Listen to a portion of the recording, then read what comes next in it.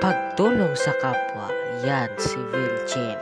Ito ang karamay mo si Wilchin.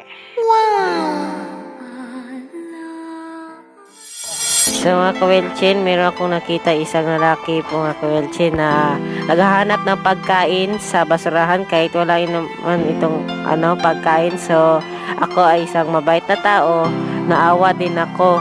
So gusto kong bigyan itong pagkain na galing sa binili ko sa groceryhan. So binigay ko. So yan, meron ito mga biskwit kasi naawa ako sa kanyang kalagayan na isang mahirap na tao, kababayan. Binigyan ko siya. So yan.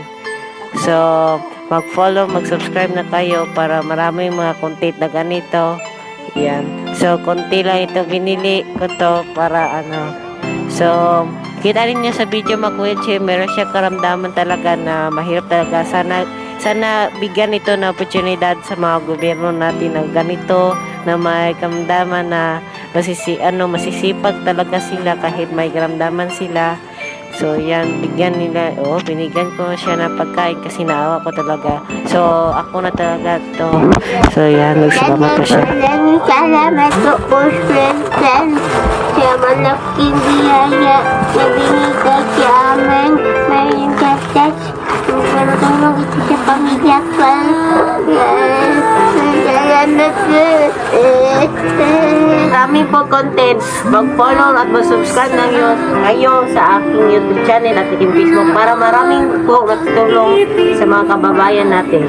Para maraming supporters at subscribers, mag-follow na kayo para marami akong tinulungan ng mga mahirap na nating kabayan. Maraming salamat po sa